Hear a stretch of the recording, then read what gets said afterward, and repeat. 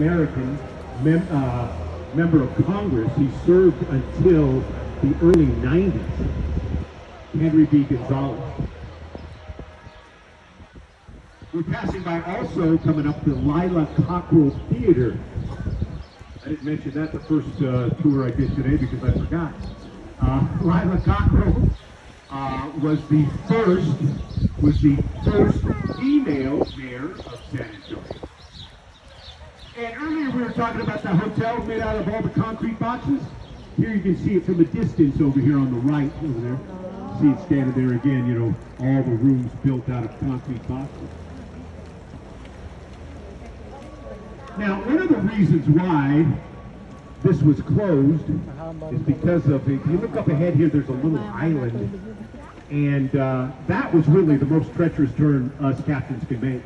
And it was the only place on our river walk that has assistance.